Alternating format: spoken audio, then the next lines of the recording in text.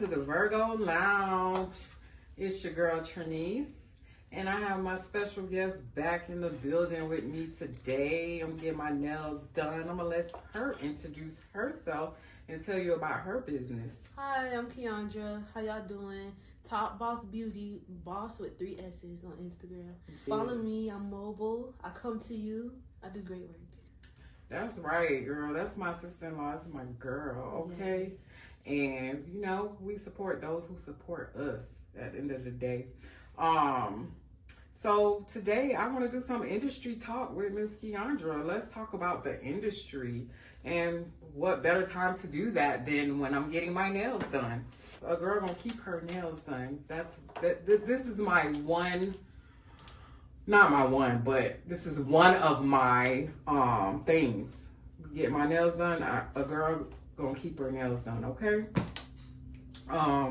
But yeah, I wanted to know a little bit more about getting to know my sister-in-law a little better, you know. And I wanted to know, how, Kiki, did you get started in the industry? So I was bored one summer. I was like 17. It was my last year of high school. And I was just doing my nails. I was like, you know what? I want to do my nails. Then I started going on YouTube, and I started like watching different designs, and I started designing them. So my mom was like, hey, you want to go to nail school? So I was like, yeah, why not? So I started in August in 2012, like right before my senior year. And the interesting thing is that when you 16, you can do a trade. Yeah, they'd have where you can do dual enrollment, like, you know. And so that's what you did? Well, I didn't do dual enrollment. I went to Hollywood Institute of Beauty and Careers. Mm-hmm.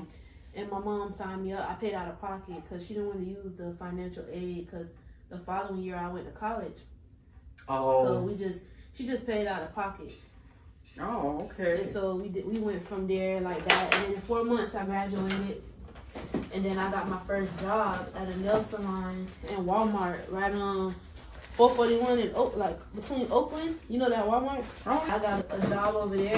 What? I thought those were Asian, Vietnamese people. No, back in the day in 2012, it was a white people that owned it. Oh, wow. And they had us working there, because I wasn't the only black girl there, but they had us working there, and we was doing nails in there. And then I went from there to Total Surrender.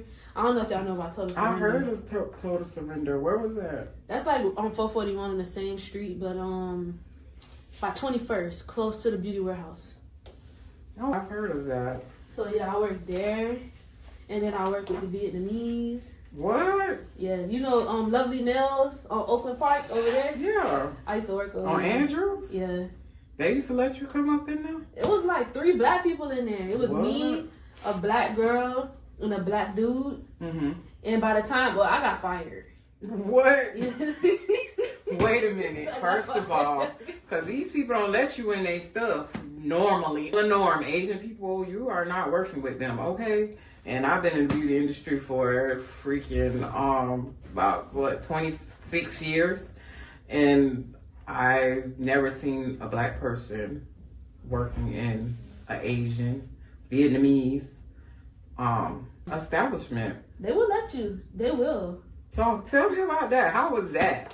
It was okay. So how long were you there? I was there for like 3 months. Oh, okay. It wasn't that long, but there I made, I wouldn't say I made the most money, but I made good money. Yeah. That's when I really started to see money. But they're cool. Some of them are cool. Now, you got the Filipinos also that work with them. And the Filipinos, they're the ones that talk more. So if you ever go to a Vietnamese salon and you're talking more, that's the Filipinos. Because the Vietnamese, some of them will talk, some of them won't. Don't. Yes, but one thing I can say for sure, they used to hover over me and watch me work. Really? Yeah, they used to try and steal what I do. Yeah, like I noticed that they usually train people within, because being in the beauty industry, full cosmetology, I think I only had one Asian as a student. All the years that I taught, like 17 years, I only had like one. So they wouldn't come to cosmetology school because you got to do that state board exam, but they would go to, you know, like I would see them training in nail salons. That's what they do. And I feel like that's a lot of the reason why they don't want other outsiders in there, because a lot of times they'll sit next to somebody and they'll be training with them, you know. And so, and because you only got to take that test, I guess it's easier for them. But one thing I noticed is, I remember when the state inspector came, and it was a brother and a sister that worked there. The brother passed his license to the sister to put by her, which is weird, because it's like, you're not going to think this person going to see the name? That is the same name? But it didn't have a picture on it? Nope. What? That they used to get fined a lot because they didn't even have barbicide. What? Yeah, they did not have barbicide. They were very nasty. So their sanitation practices were not good. No. It was one time, that same sister, she had opened up a fresh foot scraper. You know, the cheese grater, the one you're not supposed to use. I hate that. And I'd be like, nope. I always stop them. Nope. But because a lot of people don't know that that little scraper that y'all use, y'all find it so gratifying and satisfying when you're scraping, getting your foot scraped with it. But at the end of the day, what it's doing actually is building up a callus of resistance. So what your body would normally naturally do is create a defense wall when it feel like it's being intruded on. And so, as you would notice, it will grow back, because I used to let them do that. I did it a couple times, and I noticed it would grow back harder. It's because your body develops a natural ability to callus, and callousing protects your skin from intrusion. So your body thinks that it's going to be intruded on, and it starts building up that tough skin, and that's what it does. But people don't think that. They don't know that. They don't understand that. So stop using a cheese grater, okay? It's not good. A pumice stone. That's all you need. That's all you need. That's all you need. Wow. So the girl pulled it out, and she started on this lady's foot, and she ended up cutting the lady's foot like deep. What? So they went and got some cotton and taped that lady's foot out, and she hopped up out of there.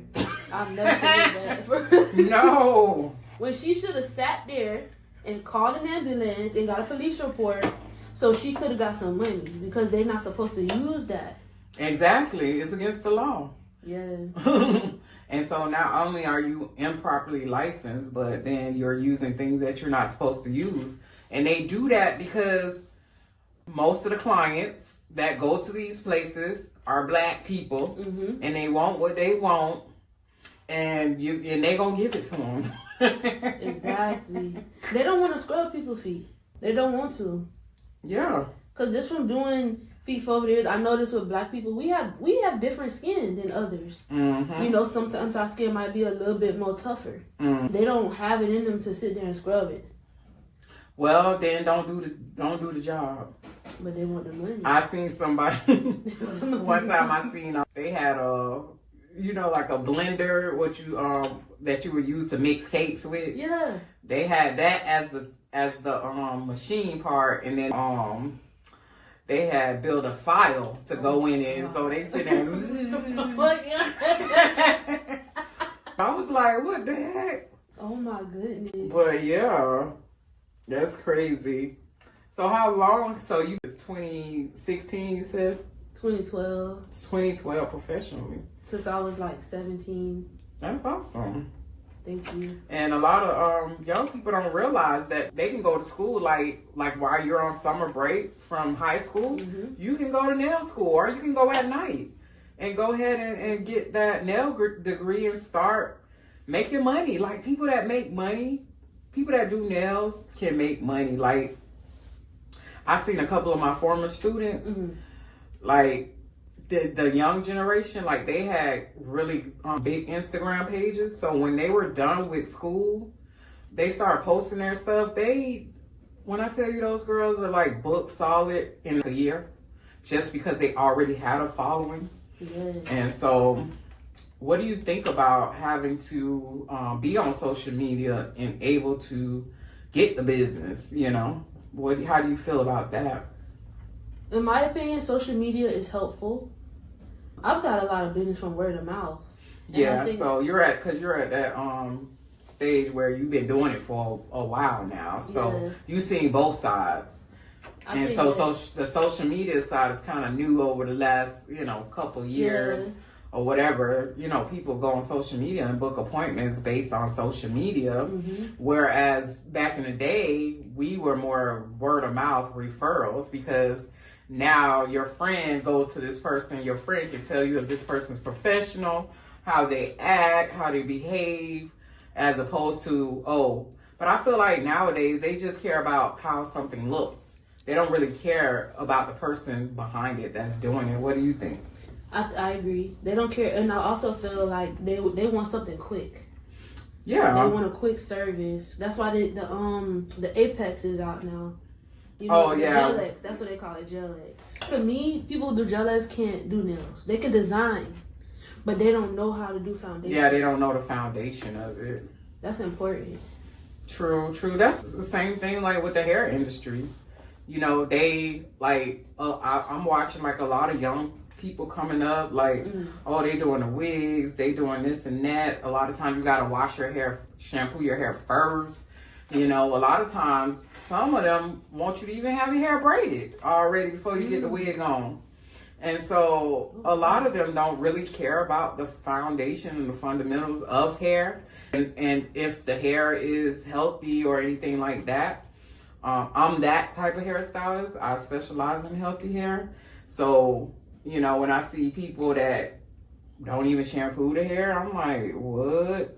But, it's just, things are just so different. They see this look on Instagram or wherever, and they just want the look. They don't care what it takes to get the look. They don't care how much they got to pay to get the look. They don't care how long the look gonna last. So yeah, it's crazy, but I've definitely been living through the transition of the industry, Well, what do you think about those Instagram stylists? Well, Instagram stylists, I feel like, you can't. You not only should your work look good, but there's more to it than just your work looking good. You have to have professionalism behind it. Somebody can do good work, but are they professional? Are they clean? Are they going to show up on time? That's important. Yeah. Are they going to have to stop in the middle and go pick up their kids? Are they going to have to stop in the middle and go eat lunch? Come on. Yeah, or go cook. Oh my God, I used to have the Jamaican lady used to braid my hair. She would stop and go take a nap. A nap? Yes. How that work? She would go upstairs and she'd be gone for like a good 30 minutes. She don't even tell you nothing. She just say, I'll be right back. And when she come back, you be thinking like, what the hell happened? So you don't think she went to the bathroom? She went to take a nap. She told you that? No, what else did she do? She be in the house cooking, cleaning. Maybe she had to take a dump. No, she didn't take no dump. She took a nap. She be taking naps. Because I'm not the only person that would go to her. My aunt went to her. My cousin went to her. And same thing, she leave for like 30 minutes. So we come to the conclusion she's taking a nap. For real. I would think that she would be on the toilet, really. Like, for real. She taking a nap. Okay. And then she come back all refreshed and start back. Ready to start braiding down having again. Soup on the stove. She be cooking too. I ain't like that. Yeah, she be cooking and doing your hair and come on. Yeah, but she did some good hair though. She did some real good hair. A lot of times they be the best, but can you deal with the bull crap? Are you willing to go to a stylist just for the style because you want that look so bad that you're willing to deal with anything? Question mark. Are you? So what happened? Yeah, like back in high school, I had took my hair out and I had an appointment. And with this type of hairstyle, my mom wouldn't let me go unless she confirmed it, like told me to come. Mm-hmm. So for the whole day, she didn't answer the phone. So I didn't get my hair done. And I was not going to school the next day. So the next day, she confirmed the appointment, said I could come in the evening. So that's when I was able to get my hair done. But that had me so nervous. Because when you want to get your hair done and the person is not responding, that's traumatizing. Exactly. Like, The day before, you had an appointment for the day before? Like, it was a Sunday. My appointment was that Sunday. And she didn't answer the phone the whole day? The whole day. She ain't answered till the next day. And you took your hair out and everything? I took my hair out. I was ready. Like, now, what if you had prom or something important or something like that? I would have. I know. But this is what happens when you don't know the person. You just, Yeah.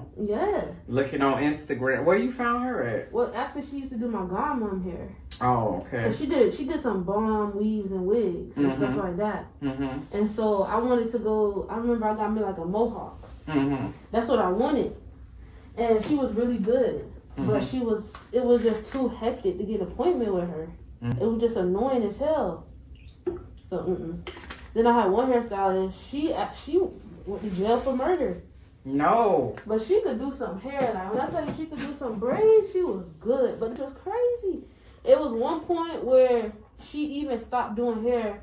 And she said she opened her throat chakras and she could sing. She'd be on Instagram singing. Oh, and I'm boy. like, no, girl, you need to do hair. Then when she came back to do hair, she did it for a couple months, and then she stopped again, and then she went missing. And so she used to do my mom hair as well. So my mom went by her crib, and she had one of them lock boxes on. So that means she wasn't there no more. So then a couple months later, we get a call from her. Well, I get a call from her on WhatsApp, and she's saying how she had went to New York because she got sick, and her dad was taking care of her, and how she's in West Palm now. Like, she'll come down and braid our hair. Mm-hmm. But I was like, okay, cool. Next thing I know, my mom's at work, and my mom heard her name on the news saying that she murdered somebody. No. Yes. So my mom called me and told me, look her up. And when I looked her up, as sure as hell it was there. Wow. She went to jail for murder. I don't know how she's doing now, but this was like a couple years ago.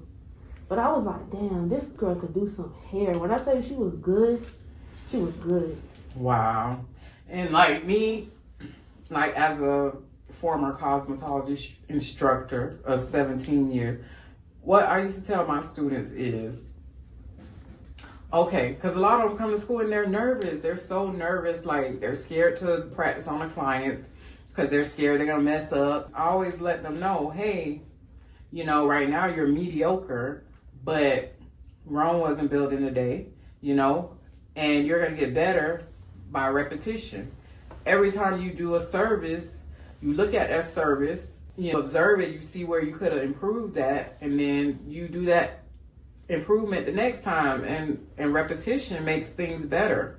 And so, but I used to tell them that one thing that you can do that you do know how to do is, number one, you can show up on time. Your time management has to be on point because you don't do hair that good. You see what I'm saying? But if you show up on time and you're professional, somebody gonna give you a chance. And people will work with you, if you're not all that great, if you have a great personality. So, your personality is important. Cleanliness, timeliness. You could do all those other things, your skills gonna come. True. That's what I used to teach them. And so what advice do you have for someone that's just starting out? I would say be consistent. Just keep being consistent and learn something new every day. Absolutely. Take the opportunity to teach yourself something. Become your own teacher. That's right. So amazed at the technology that's out right now. Like, you can learn almost anything that you want to do on YouTube. Like, True. YouTube University. There's so much you can learn.